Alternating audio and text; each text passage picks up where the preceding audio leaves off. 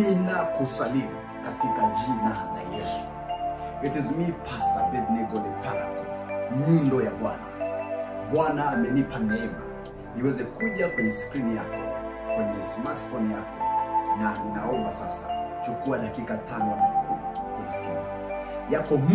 Yako maneno Mungu anataka kusema na wewe kupitia mimi. Mimi ni kama bomba tu, mimi ni mtumwa wake, na niko tayari kufikisha ujumbe sawasawa na maagizo na maelekezo kutoka kwa mfalme wa wafalme, Mungu wa miungu, simba wa kabila la Yuda, Yesu Kristo, ambaye mimi ni mtumishi wake na ameniweka kwa mtumishi wake kwa miaka mingi. Sasa tunaenda takriban miaka 17 toka nimeamua kumtumikia. Sikuwahi kuona hata siku moja ambaye Yesu Kristo aliniacha. Sikuwahi kuona hata siku moja Yesu Kristo alinitupa. Daudi aliwahi kusema toka akiwa kijana mpaka sasa amekuwa mzee, hajawahi kuona mwenye haki wa Mungu ameachwa. Before sijaenda kwenye neno la Mungu, twende tukaombe kwanza. Baba, katika jina la Yesu Kristo, jina kubwa lipitalo majina yote, ninaomba Baba, mtazamaji wangu anayenitazama, neno hili likambadilishe, neno hili likamuokoe, neno hili likamponye, in the name of Jesus. Amen. Kwa dakika chache tega sikio lako. Ujumbe wangu siku ya leo, ujumbe wangu majira haya. Je, mwanadamu, unajua ya kwamba maisha yako hapa duniani, kila unachokifanya kinarekodiwa, au kila unachokifanya kinaandikwa? Kama ulikuwa ujui, ninapotega masikio kwa dakika chache na unisikilize kwa umakini wa hali ya juu. Unaweza usipate nafasi ya kunisikiliza tena, kwa sababu mitandao kila siku ina produce habari mpya, matukio mbalimbali, na jinsi wanadamu walivyo, huwa hawapendi sana kusikiliza maneno ya Mungu, hawapendi sana kusikiliza habari za Mungu. Wako tayari kusikiliza habari za Simba na Yanga, habari za siasa, habari mbalimbali ambazo zinaleta motivation kwenye katikati ya dunia, lakini si kusikiliza maneno yanayoweza kuwasaidia kwa kesho yao ambayo inakuja. Nikuache na swali hili wakati unatafakari, moja kwa moja nikupeleke kwenye neno la Mungu. Na kabla sijakupeleka kwenye neno la Mungu, ninaomba uandike. Naomba uwe na notebook, uandike na ujue ya kwamba haya ninayekuambia si mimi, bali ni Roho Mtakatifu anasema na wewe kwa kukukumbusha, ili uandae maisha yako ya kesho.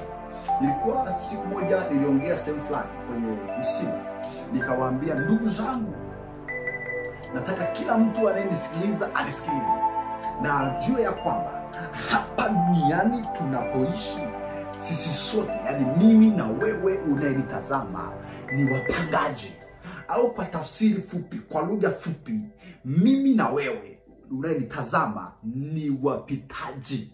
Kuna siku utapita kama babu yako, bibi yako walivyopita wakaondoka, kama baba yako walivyopita akaondoka, na wewe unayenitazama siku moja na wewe utapita. Je, swali langu, yale yote uliyokuwa ukiyatenda hapa duniani, ulikuwa unajua yanarekodiwa au ulikuwa unajua yameandikwa? Kama ujui, ninaomba unisikilize. Twende polepole kwenye kile kitabu cha Ufunuo, kitabu kile cha Ufunuo wa Yohana, sura ile ya 20, mstari wa 12. Kitabu cha Ufunuo sura ya 20, mstari wa 12. Nitasoma katika jina la Yesu. Maandiko yanasema, nikaona wafu wakubwa kwa wadogo wamesimama mbele ya hicho kiti cha enzi, na vitabu vikafunguliwa. Na kitabu kingine kikafunguliwa ambacho ni cha uzima. Narudia tena, na hao wafu wakahukumiwa katika mambo hayo yaliyoandikwa katika vile vitabu sawasawa na matendo yao.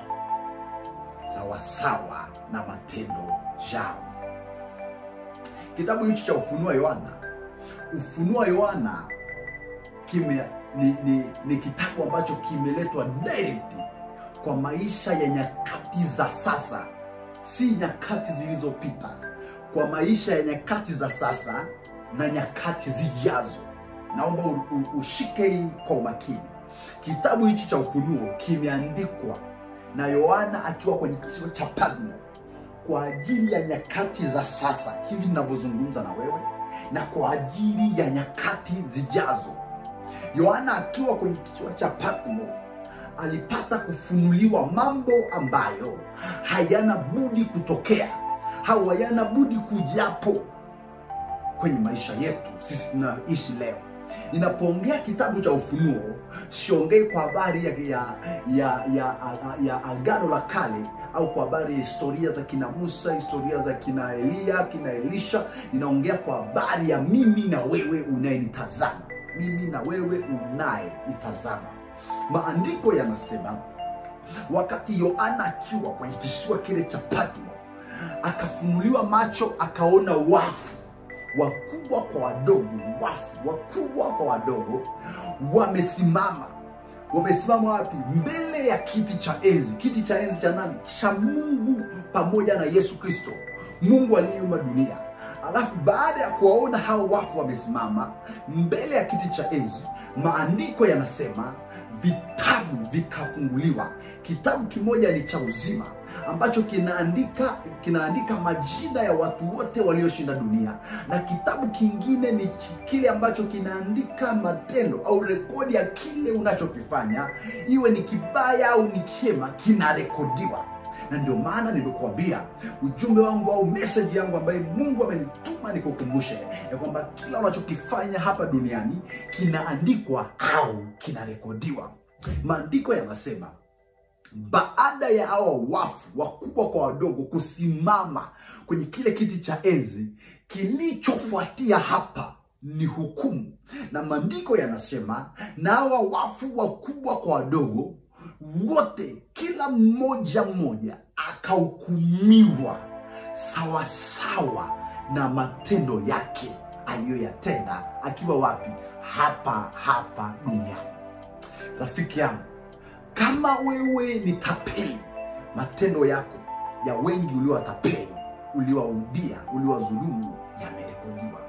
My friend, kama wewe unaahidi ahadi za uongo usizozitekeleza, unatoa ahadi za uongo usizozitekeleza. Wengi mnatoaga ahadi za uongo madhabahuni na mzitekelezi. Nataka nikwambie hayo matendo yako yamerekodiwa, na hayo yatakuwa yakisimama na kukuhukumu. Mungu atakuhukumu nje na matendo yako.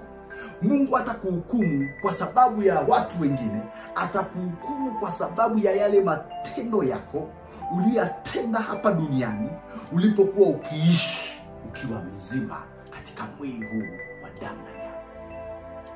My friend, ningeendelea kukusomea, lakini maandiko yanasema siku hiyo pia kutakuwa ni kilio na kusaga meno. Kwa sababu gani? Kuna watu watashangaa, wale walioaminika, waliotegemewa, walioonekana ya kwamba ni vinara, ni vioo, walioonekana ni watu wema, kumbe sio wema, kwa sababu wengine walikuwa wanatenda matendo maovu sirini, na kule kutenda kwao matendo maovu, siku hiyo sasa hakutakuwa na kitakachowaficha tena. Kila kitu kitakuwa kiko peupe, kiko wazi, hakuna kitakachojificha. Na nimetumwa na Bwana niseme na wewe, anza kubadilisha matendo yako mabaya unayoyatenda. Anza kuandika kitabu chako cha mema ukiwa hapa duniani. Anza kubadilisha mfumo wa maisha yako. Kama ulikuwa unatapeli wengine, ulikuwa unazulumu wengine, ulikuwa una ahadi feki, ulikuwa utoi sehemu ya 10, ulikuwa ni muizi, kahaba, changu doa, unaibia wengine, unazulumu wengine, unanyang'anya haki za watu wengine, kuanzia sasa Roho Bwana amenituma ubadilike in the name of Jesus. It is me, Pastor Ben Negole Para. Bwana akinipa neema nitakuja kusema nawe tena.